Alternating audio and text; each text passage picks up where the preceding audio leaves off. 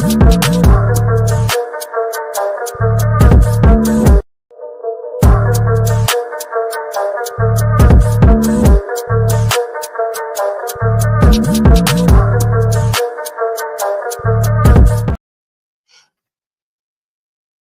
going on, world? It's your boy at Big Game James _36. Got a special show here.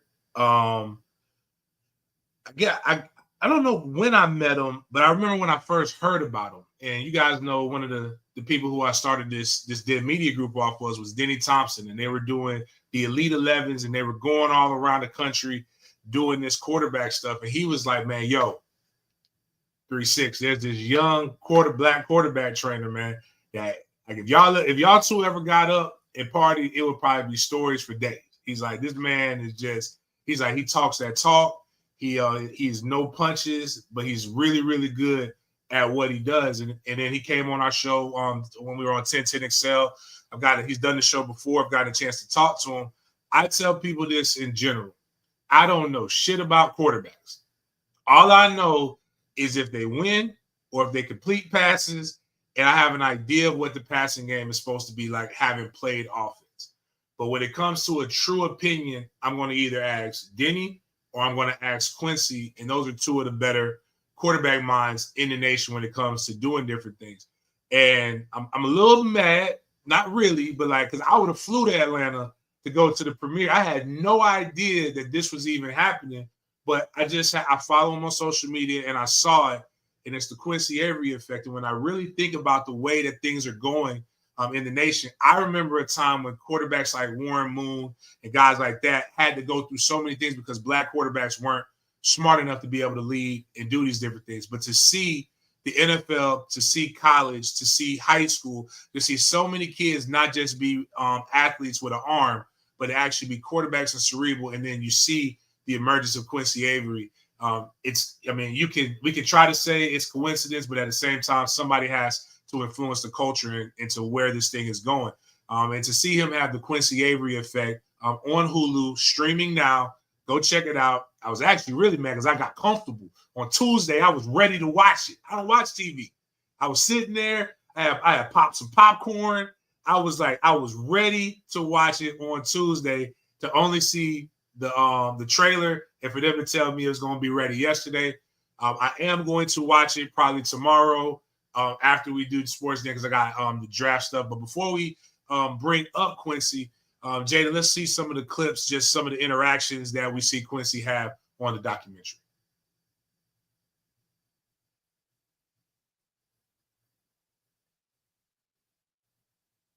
I train more NFL quarterbacks than anybody in the world. But this is bigger than football. Let's go.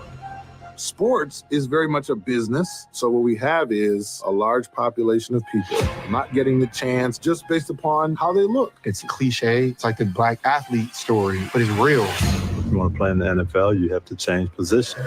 They didn't think we were smart enough to play the quarterback position. These young men need help. I can help them. Hugh found a way to connect with his clients in a way that most quarterback coaches don't. Quincy has helped me become one of the top 11 quarterbacks in the country. He's one of the best coaches that I've ever worked with. There's so much adversity I faced early in my life with family. I've seen guys with so much potential not make it. Hugh takes those guys who people have given up on, and he gets them there. I help hundreds of young men get college scholarships.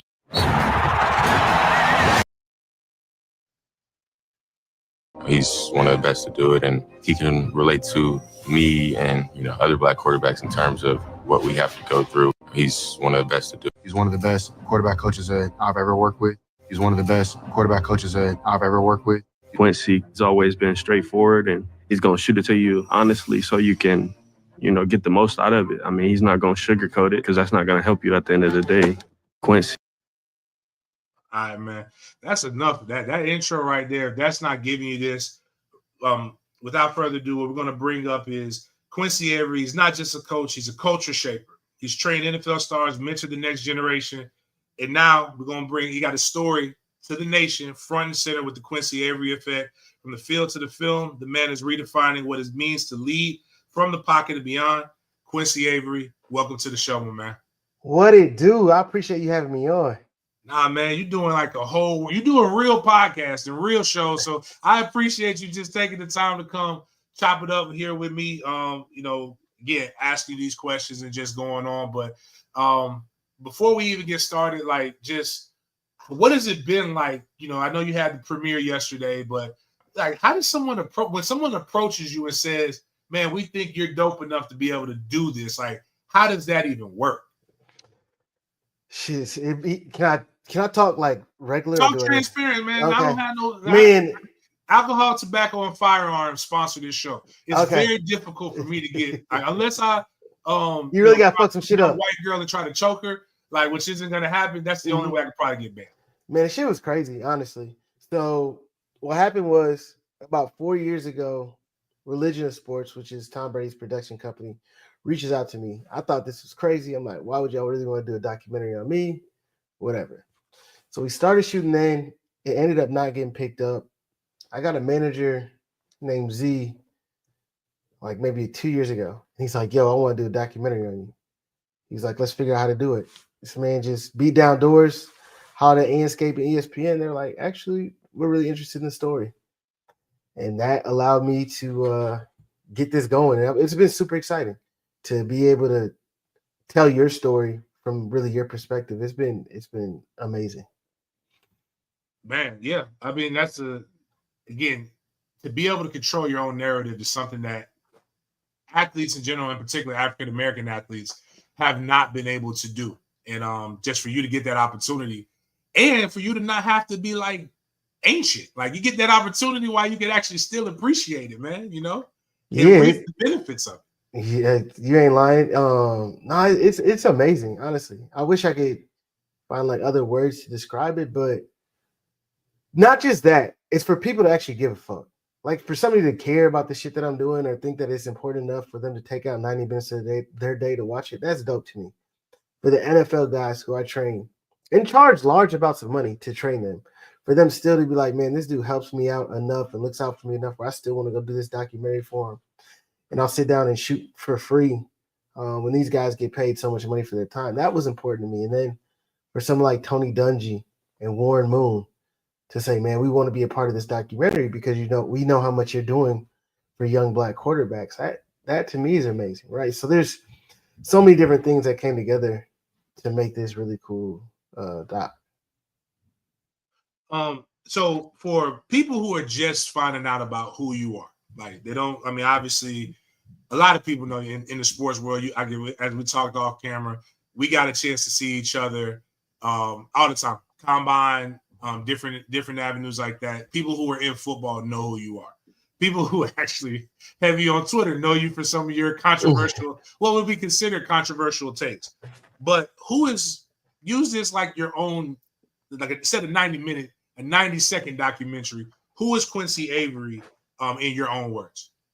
Quincy Avery is an influential quarterback coach who gets to work with many of the top quarterbacks that we see on TV on Saturdays and Sundays, but he's more than that. He's someone who works with the younger generation, right, and cares a lot about those guys. And he's not only training guys on the field, but he's mentoring them off the field to make sure that they can be their best version of themselves each and every day and every time they step on the field. Nice. So how did you get into quarterback coaching? It's not a traditional, like most people think. Like, I coach running backs on a high school level, nowhere near what you do, but I played that in college. There are guys who naturally see, like, you have the Manning camp, you have like all of these other things. Did you play quarterback in college? Where did you go to college, and how did you kind of come on this path to get to where you're at? So I played quarterback in high school. I thought I was pretty good there. Then I went on to college and played quarterback my first 2 years, and then I ended up moving to receiver at Morehouse College. So I've had the experience of, like, just being in quarterback rooms because my dad was a quarterback coach. So that's all I'd ever been around. The way that I understood football was through a quarterback lens, and that was something that I think has helped me and shaped me so much because that's the way I think, right? And I think that, and we talk about this in the doc, it's just like living your life like a quarterback because there's steps and processes that every quarterback has to do if they want to be successful.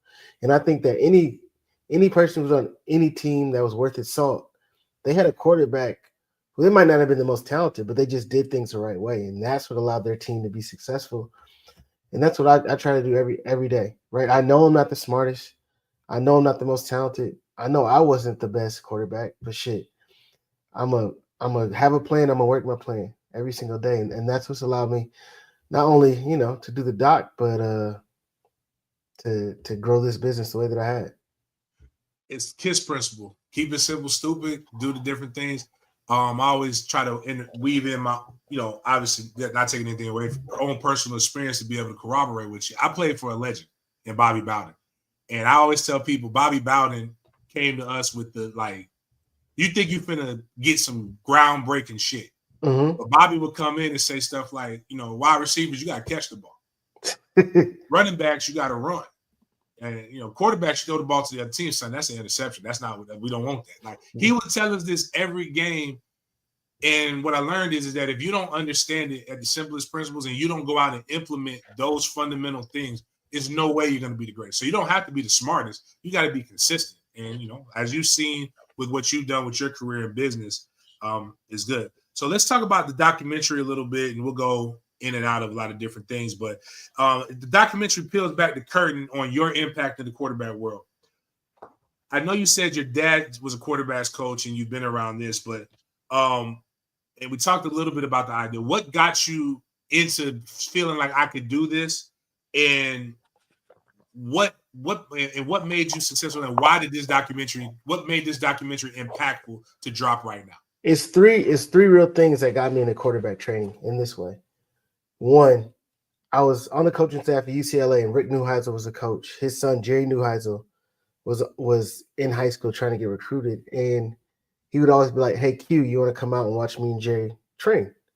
Just because I was always around him. He was like, "Yeah." And I got to see the workouts that he was putting his son through. So I'm like, all right, this is what a college coach who wants their son to be good is doing for their son in order to help them be a better quarterback. Can I do this? Yes. All right, so that's something for me to think about. The next thing, I saw George Whitfield. George Whitfield was hotter than fish grease at the time. Like Andrew Luck, all these things were going for him. And I'm like, all right, that's a young black dude who's in this space, and he seems to have people trusting him, and he's shaping the position. And then I heard about Steve Clarkson making $1.6 million in 1 year to train one high school kid. So all three of those things came together. I'm like, I can make a bunch of money. They letting black people do this, and I know I could share this information. I know I could do that, right? And I know I'm willing to work. Like I'm always down to work. So those three things came together. I got in my car, packed my shit up, drove to Atlanta, and tried to find my first client. If one of the things from what I'm understanding from the trailer, and I'm pretty sure listening to all the guys talk about it, the theme will be representation. Is that a fair assessment to take away from the doc? 100%. Particularly for coaches and quarterbacks. If what do you want a viewer to walk away from this documentary? What do you want their feelings of what we're asking for in terms of representation to be? Well, in terms of representation, it's like if you're not let in, you gotta kick the door down sometimes, and that's just you just gotta be willing to do the shit that it takes to be in the room, because quarterbacks weren't always invited into these spaces. But there was Randall Cunningham, there was Warren Moon, there was a lot of different quarterbacks, right? But the one that I think shapes the way young black quarterbacks play today is Mike Vick. Because Mike Vick wasn't trying to do it for the pocket. He was himself. He was authentic to him. He was running around. He didn't give a fuck about the playbook. He was just doing his thing. Not that that's the way we all want to play, but he gave us permission to be authentically ourselves. And I think that's why we've seen such a culture shift in terms of the quarterback position. Like 50% of the starting quarterbacks in the NFL now are black. That's because young kids are getting an opportunity early on to develop at the quarterback position because they've seen it. But when you leave this documentary, I want people to understand like the discipline and perseverance is required to reach your goals, right? More than anything, like we tell this story of like just being perseverant. Like shit might come in your way, you might find a hard time, but if you say something, you say you want to be great at something, your words and your actions have to be congruent. Like you got to be willing to do the shit that it takes to get what you said you wanted. After you talked about sometimes shit's not gonna go your way, you gotta persevere. One of the things I didn't know is that you that you were homeless at one point. And I was homeless for 1,000 days. That's crazy. And that's got to be a tough thing. Were there any things in your journey that were a little bit tougher to revisit during the making of this documentary? Yeah, so we talk a little bit about the homelessness. The homeless, that shit sucked. I'm gonna be honest, that sucked. But that's just like, damn, this is difficult, but I'm gonna push through it. The thing that was really difficult to talk about in the documentary is really like the relationship with my father. Like that was hard. Like that, there's many times like when we were doing interviews, like I had to take a step back or I started crying, like things like that were really difficult for me because my dad was a coach in the NFL, but my dad lost his job because of drug addiction. And then that, I'm not sure, a lot of people haven't had to deal with addiction in that way, so they don't understand it. But it's not, you're not even yourself. So there's a time after that where I was going on this trip with my dad to go visit all these camps because he was a head coach of a football camp. And he just left me in a hotel room 4 days. And I didn't call anybody because I love my dad so much and I just wanted to be around him. And I was willing to just wait there for him to come back because I wanted to be around him and I wanted to play football. So like those moments and really thinking about those things, those were difficult for me to really go back and like think about and put yourself in that situation because you got to tell a story with some authenticity.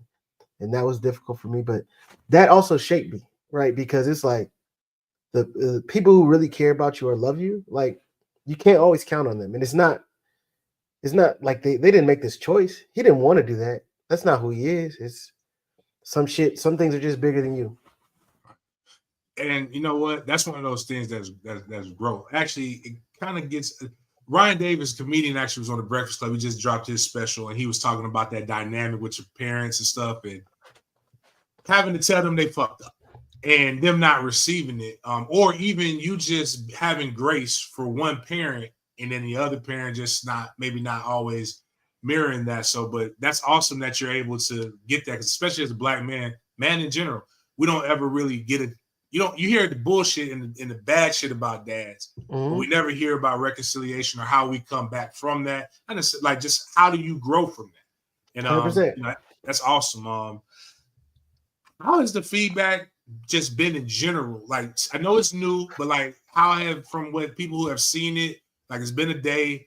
What have been some of the reviews or from I don't really give a fuck about like what people like Rotten Tomatoes say. Yeah. What have been some of the reviews from the people that you know, or what are they saying about it? Man, the feedback has honestly been amazing. And it's more than just football fans who've watched it, right? It's been a lot of folks outside the football world who are like, man, that touched me. And there was a guy who DM'd me the other day, like, man, I lost everything. Like I have $0 in my bank account, but your story inspired me. And those things are like, they hit you in the heart because if you inspire one person to do something better than they were going to do yesterday, like that's impactful.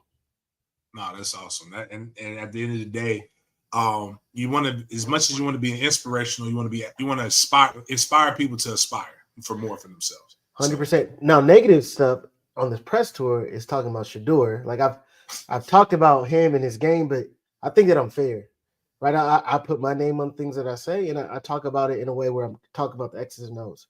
I think the dude is a fantastic person, but it's been negative in terms of like, I don't think he's a top 5 pick, but I think he's a good football player, So it's difficult. I mean, you know how it is. You're on Twitter, you're going to see negative shit, right? You fat fuck, you this, you that, like, all right. But you see that all the time, and you got to like desensitize yourself to that part of things. Definitely. There is a group of people who, well, I do hate Deion, but I don't hate Deion. I hate Deion the person because I think he's selfish. He only cares about himself, and he's tricked millions of people into thinking that he actually cares about kids when he actually cares about himself. And if a kid gets residual benefits because he cares about himself so much, he's good with that. But it's him first and foremost over everything else. I feel that way. Mine is a thing more so of a Florida State thing. I always don't give a fuck about y'all. Yeah, I'm just saying, but it didn't start recently. It's been a long time ago. Deion didn't like, so I've been on the fuck Deion train. I say this since 2004. But I tell people, I'm not telling you to feel that way. That's just how I feel. But now, if I see him win a football game in a good manner, I'm going to be fair. Like, and Shedeur ain't had nothing to do with it. I think he's a draftable quarterback. 100%. He's the number 2 quarterback. I just think that's how bad the quarterback class is. But yeah, I want to get your opinion on the quarterback class in general. But that is wild that when you're talking about something like this, they have to bring other things into it. It's draft time. Like I get it. Like we want to talk about the draft, and I got to give my opinion and be honest about things. This draft class is not very good. Like it's just not strong as a whole. There's not a lot of people that I see are going to be future starters. And I bet one of the guys who gets drafted at the back end of the draft does better than all the quarterbacks who are drafted in the front end, because we draft people based on traits. The guys with the greatest traits are Cam Ward, Jalen Milroe. They have the best traits. I don't know if Jalen Milroe can do everything consistently, but he's got some flashes to him. Cam Ward does crazy things. He's an amazing talent, but does he have the discipline to play in the NFL? And then Shador, I don't see like none of the special traits from Shador, like arm strength, speed, quickness, like great decision making. I don't see those when I watch him play football, which concerns me. And then people are like, yo, we want to invest a first round pick in him. It's a big investment. I got to train Jalen Hurts. Jalen Hurts is the most disciplined person I've ever been around. And seeing that day in, day out, he didn't have amazing traits. He was a great runner. He wasn't a great thrower when we first started. And I'm not sure if anybody was at the Senior Bowl when he was there getting ready for the draft. It wasn't good. It was a bad performance. And I was worried at that point. Like, what are we going to do to make sure that he gets drafted in a position where he can show his skills? So seeing him get drafted in the second round and us talking about other guys get drafted before him is crazy to me. That's a fair comparison. You train a lot of quarterbacks, a lot of big names, a lot, and some lesser, but you've had a lot of experience. What is something that you've learned from training them? Like, is anybody kind of just like, hey man, this kid, right? Like you just talked about how hard Jalen Hurts works. Like, man, I could step it up. Has there ever been a situation where one of your clients actually motivated you, or you learned how to do something else from it? I learned how to be prepared from Jalen Hurts. I gave him a lot of kudos. I learned like preparation because he was so diligent about what are we working on? Exactly. What are we going to do? How is this going to make me better every single day? He wanted the why behind everything. So Jalen Hurts was one. The next guy that I got who I've learned a ton from is a guy actually I'm training for the draft this year. I think he's going to get drafted 4th, 5th round, maybe 6th. His name is Max Brosman.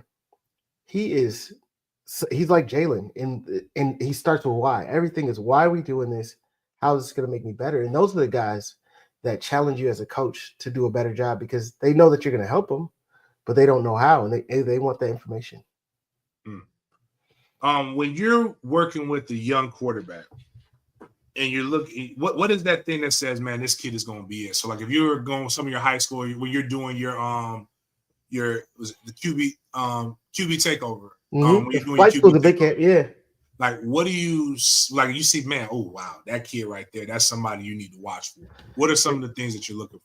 I think just the ability to do unique things with their arm. Maybe throw the ball a little bit harder than somebody else at that age, not further, but harder. And being able to manipulate the football. And by that, I mean being able to layer it, get it up and down, and control the flight of the football. The second thing that I look at, and this is going to sound crazy, is their parents, right? Because parents have fucked up more quarterbacks than anything else. They fuck them up more than coaches. They fuck them up more than teachers because parents are robbing kids of the opportunities to go through difficult shit. Like I know that difficult moments are what you can look back on and say, I went through this thing right here. I know I can make it through this because you're going to throw an interception in a college game. How are you going to respond when your teammates are looking at you like, man, I don't know if that's the guy. How are you going to go back in the football game, score on the next drive, or just put strings and plays together so you can get your confidence back? So a group of men, a group of alphas, right? College football players are not just regular men. It's a bunch of alpha dudes who need a leader who's going to be that for them. Yeah, fair enough. What's one of the most misunderstood things about being a quarterback that people still don't get? Like the preparation that you got to put in, the work that these guys are doing to be great. Like anybody can be an okay quarterback, but the preparation, the film study, the knowledge that you have to have. You're playing chess every single play. right? And then you just have the ability to do something special. So that is what I love to see, is those guys to be special in that way. Going back to the doc, one of the things that it kind of portrays, they're saying, is it shows how you kind of impart confidence, identity, leadership, just swag, juice, whatever the words that people are using. Are you intentional about that, or is that just you being you? And how would you describe your coaching style? My coaching style is authentic. It is raw. It is honest. And it is difficult. I put you in the most difficult positions possible on a football field when we're at training sessions. I do that because you're going to fail. And the second reason, so you know you can overcome those difficult moments. Like, you're going to fuck up over and over again in my drill. And I'm going to tell you about it, but I'm going to tell you how to fix it. And the other part is I care about these guys so much, right? And they know that I care about them. I know about their family. I know about their mom, their dad, their girlfriend. I know about all those things because I genuinely care about these guys and on myself every single day. And I'm a confident ass dude. Like, I don't know if people, you could probably see that from the way that I respond to people, and I don't give a fuck about opinions because you're going to get a bunch of those. And if you start caring about the negatives, you start caring about the positives, you got to care about the negatives too. You just become a sum of their thoughts. Fair enough. So one of the cool things about this era is seeing representation, is seeing the images being redefined. So even just guys coming out, when you see sportscasters or you see business suit, hard bottoms, now people are wearing suits and J's. Hey, you going out there training in some high fashion, some high end shoes. What does it feel like redefining what a quarterback guru looks like? I know you talked about the OGs who came before you that gave you the benefit, but they were still few and far in between. Now you probably see a couple more black quarterback trainers. What does it feel like redefining that? I don't want to sound cocky or brash or anything, but I literally changed the way people feel comfortable about going out there and being themselves. There was nobody out there who's trying to get I'm trying to get fresh as fuck every time I step on that field, because that's me, right? You look good, you play good, you feel good. You know what I'm saying? So I give people all of that. That's going to be me every single time. And I hope that rubs off on the guys, because I want them to know, I don't have to do things a certain way. Lamar Jackson does not play quarterback like Joe Burrow. I don't have to do it that way. I get to do it my way. And whether that's how you look, whether that's how you play, all those things are what I'm going after. Do you ever feel the pressure to like, all right, man, maybe I need to scale me down a little bit because I'm representing a culture as I'm coming out here? Or is it just one of those things where if I can't do it my way or how I feel like it's not my authentic self, it's just not going to be real? Man, I fucked up so much money because of me being myself and me being how I want to be, popping shit, talking bad at people who talk shit to me. I don't know any other way than to be myself. And I want to. I've had big brands be like, hey, can you not do this? And I said, no, I'd rather not have your money than do it the way that you're asking me to do it. And it's difficult, right, to know, man, I might be able to afford some more shit. I could have some nicer watches or a cooler car or some shit like that. But I don't care about that bad enough to not be myself. I mean, I think that's a whole bar in of itself, especially anybody who's listening to me. You guys obviously know any guy. It's a legitimate 501c3 foundation, but I do my book bag drop, Mentors for the Kids Foundation, but we call it MFTK. So if you ever see me with my MFTK cap, it also means something different. Man, I thought it meant. You want to know what I thought it meant? Tell me what you thought it meant. Man, fuck them kids. That's what that is what it means. It does mean that. That's how it started. But then we're like, all right, we're gonna do some stuff. But when you coaching, I tell people, if you've been around kids enough, you done said that enough times. But again, some people are like, well, you shouldn't do that. And you should say, well, don't support it then. Cool. This is what I'm gonna do. I feel good doing this. I'm okay over here. Just don't support it. Or do shut the fuck up. Yeah, this is what I'm doing, and I'm helping people out while I'm doing it. So really, fuck you. Right, and that's the big thing. A lot of times, the people who talk or are the critics are doing the least for anybody. So, at the end of the day, fuck them.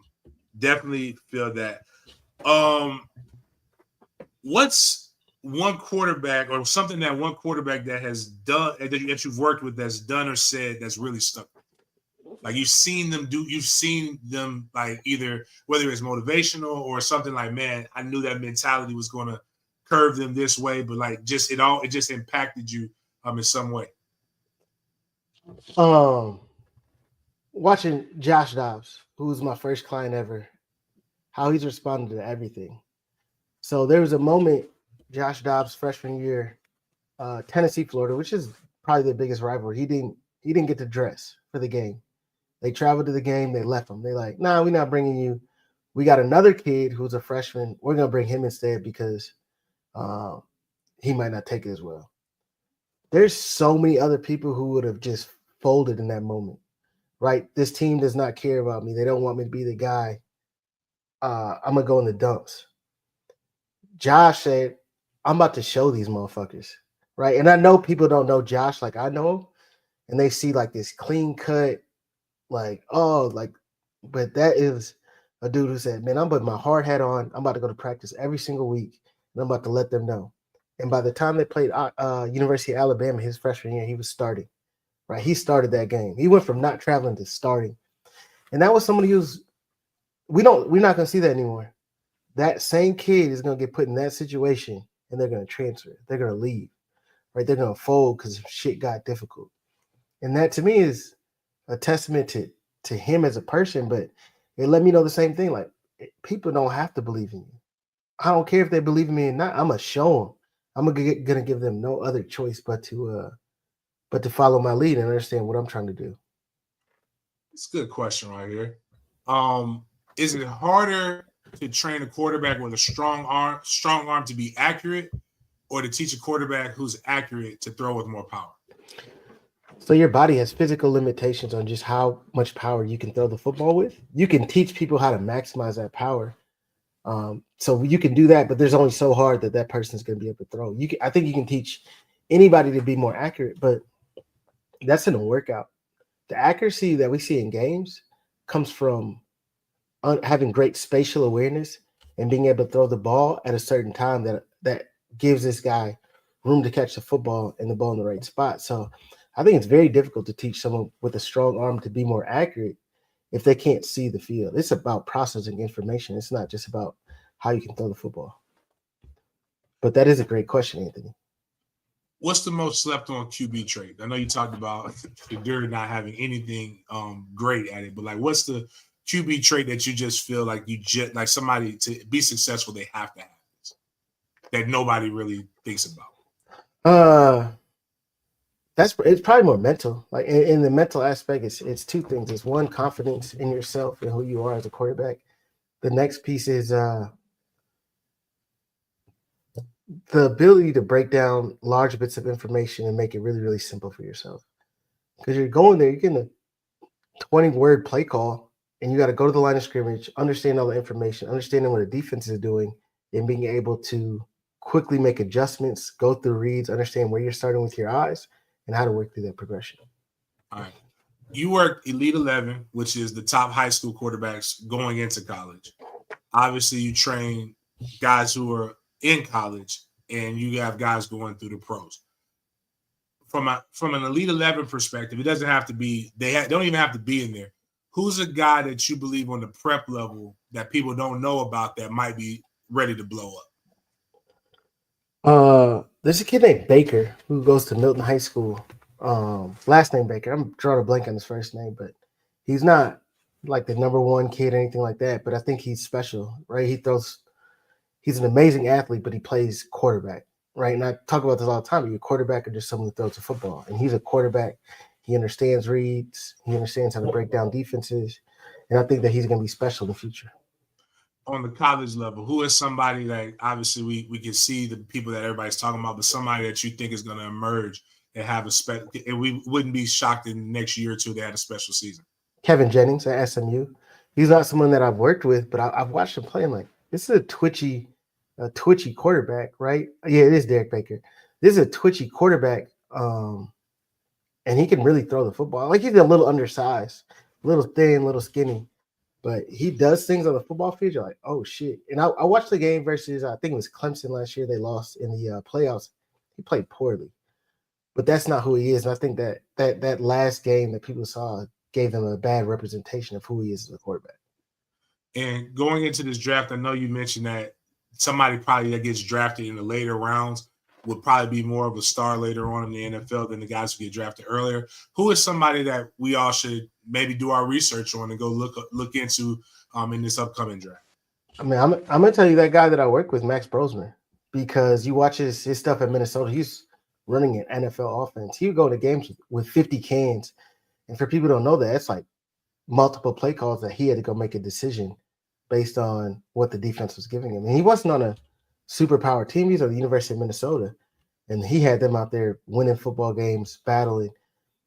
And you can tell when somebody changes the way a coaching staff coaches, right? That's the same team, same coaching staff as last year, and they barely threw the ball. He comes this year and changes their whole offense because who he is as a quarterback. That to me lets me know, like, okay, they got real faith in this guy as a QB. What's the hard? I know you talk about putting kids in positions to fail. What is that? What is one of your drills that guys know, man, I'm finna go and he finna give me the business. Like, I just do not feel like doing this today. What is one quarterback drill you have like that? I mean, I got QB conditioning, which is hell. It's like a minute and 20 seconds, and we make the guys do that 4 times in a row to start the day off because you're fucking exhausted. You're spent after you get done doing that. And if you don't make your times, you got to do it again. And that's something people are like, man, why? I didn't pay you to do conditioning. Nah, but you did pay me to make you tougher. So when shit gets going, you can handle it. And then a drill that's pretty difficult would probably be our circle drill. And I know I've seen other people start to do it after I did it, but they might not do it the same way I do. So kids aren't getting the same effect. What is this like? Just without stealing the sauce. Just give no, for sure. So we set up cones in probably like a 3-yard circle, and they're first to rotate around the cones, change the directions, go through all the cones in a certain amount of steps that put them in positions to throw the ball accurately and quickly. And these drills, when I'm doing a drill like that, I want to create chaos, add a combination of movements that make it difficult for a quarterback to throw in all positions. Before I get to that question, we'll actually that'll end it. Actually, I like this one. Easier, a 5-star kid with all the tools, or a guy or a 3-star guy. What is obviously both are fun to coach. Which one do you, from your experience, have you like? I have. It's easier to teach this kid consistently than this kid. Or is it just case by case? It's less about the stars. It's more about who they are as a person, how much they're willing to learn. A lot of 5-stars think they've made it already. They think they have all the answers, and those are the people I don't want to work with, right? Because you don't. I work with these NFL guys, and they're so desperate for anything that you can do to help them out because they know how difficult the game is. A lot of times you get this 5-star kid who's like, I was the best kid in high school. Like, I got it. When you walk in that college locker room, no one gives a fuck if you're a 4-star, a 1-star. Can you help us out or not? And you do that by getting better every single day. All right, so NFL draft tonight, over under. I got 2.5 quarterbacks are getting drafted tonight. I would go under, right? I would definitely go under. I can't see a situation where that should happen. If people were just evaluating quarterbacks just based on who they are, no quarterbacks would go in the first round. But I know quarterbacks is a premium position. It's going to get drafted higher than most, and I understand why Cam Ward is projected as a number 1 quarterback. So yeah, I'm good with that. Cam good at number 1, but none of the others just don't make sense. Your top 5 quarterbacks in the draft in general? Not in order. Cam Ward, Tyler Shuck, Shador, Jackson Dart. I guess we got to go Jalen Milroe. See, like, it's nothing wrong. Top 5. He didn't say he wasn't draftable, so he's top 5. Shador's top 5 in there. Yeah, I'm not. When I talk about Shador, I'm just saying. Yeah, because you didn't give any order. Well, we know Cam right now is the number one quarterback. Mm-hmm. Everybody else, it could be. What do you desire? And I don't think many of those guys do anything. The thing about Jalen Milrose, at least I know he can run. Like at least I know we can do something with him that's gonna make us successful. You brought up Jalen Hurts in his Senior Bowl performance. I went to the Senior Bowl this year. I had a blast. Actually, I'll be going to the Senior Bowl every year. It's my first time. I can't get out of my head what I saw Jalen Milroe do. Like he threw some. Like it reminded me. Like, I know you play golf a lot. I've seen. I suck at golf. I know how to dress and look good, but like I call them worm burners. Like I hit it and that ball, it'll go far, but it's like literally skipping. It ain't what it's supposed to do. I saw Jalen throw the ball to the dirt like 4 times, and I was just like, yo, wow, this is just not the – I know I've seen better in the game, but like it's like I don't know what's going on in this situation. But he is a good – he does have the tools. Though.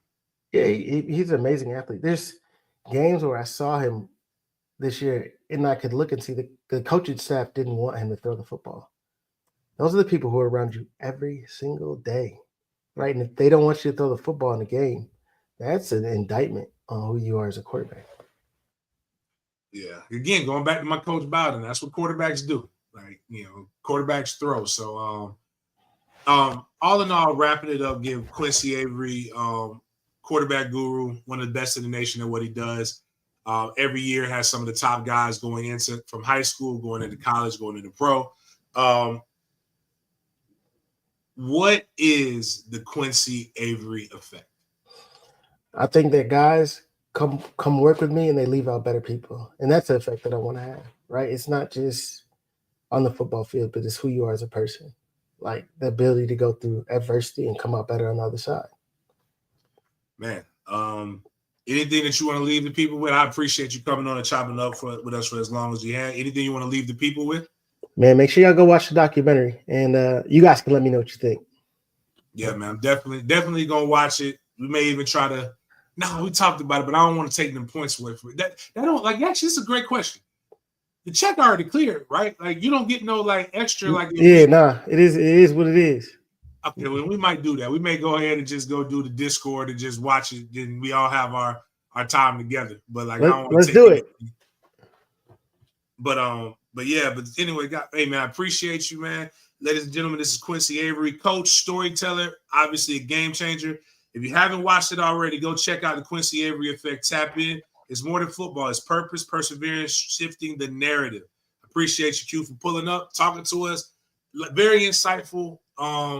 Again, we learned something, and we definitely got some things that we could go clip to go viral because you said some shit that people aren't going to like. But I love it. And I agree with you, man. So it's cool. And I'm gonna give you my DM. Matter of fact, this is what we're gonna do. I'm gonna give you because again, I know you don't fuck with Florida State, but you don't know you didn't fuck with Tag. I don't fuck with Tag anymore either. But I do remember that. But I got a black and white NWA theme MFTK cap. Let me get it. You send me some QB takeover. I got you. Yeah, and it's just I didn't like Taggart. I love Florida State. That's who I loved growing up.